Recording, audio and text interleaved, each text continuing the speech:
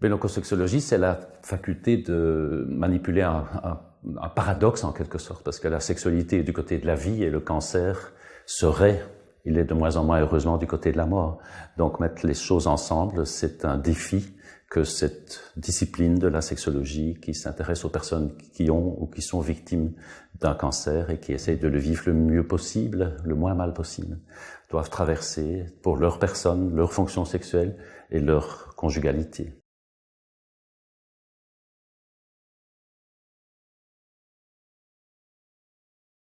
Mais pour deux raisons. Du côté les deux versants. Du côté du cancer, c'est devenu pour 75% des personnes une maladie chronique.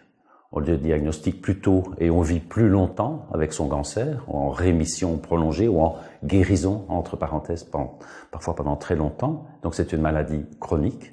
Et la sexualité, c'est une valeur que les personnes souhaitent continuer à vivre, quelles que soient les conditions dans lesquelles elles sont, plus qu'auparavant. Donc on ne fait pas abstinence de sa vie sexuelle parce que l'on est victime d'un cancer, surtout qu'on va vivre, et on l'espère, et de plus en plus longtemps avec ce cancer.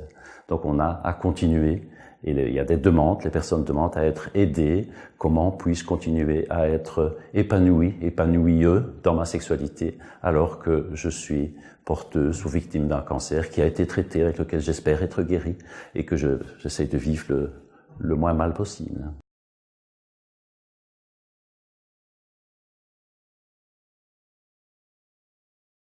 Mais le cancer du sein impacte la fonction érotique, dire plus que la fonction sexuelle, au sens direct du terme. Les organes génitaux, a priori, ne sont pas atteints directement par le cancer du sein, mais le sein a une valeur identitaire et une valeur érotique extrêmement importante, d'une part. D'autre part, les traitements adjuvants, en dehors de la chirurgie du sein, il y aura, pas toujours, mais s'il y a de la chimiothérapie et de l'hormonothérapie, c'est-à-dire qu'on va provoquer une espèce de ménopause artificielle, la personne va perdre une grande partie de ses sécrétions d'estrogènes, d'hormones féminines, et il y a des conséquences potentielles sur la fonction sexuelle, de type de sécheresse ou de diminution de la libido. C'est pas toujours facile de savoir ce qui est dû à la physiologie, au versant médical de l'affection, ou ce qui est lié au versant psychologique, ce savoir atteint d'un cancer, avoir subi une chimiothérapie, éventuellement avoir perdu ses cheveux, avoir eu des semaines et des mois de difficultés à se remettre, et puis après, qu'est-ce qu'on devient, comment on se revalide au niveau de sa sexualité.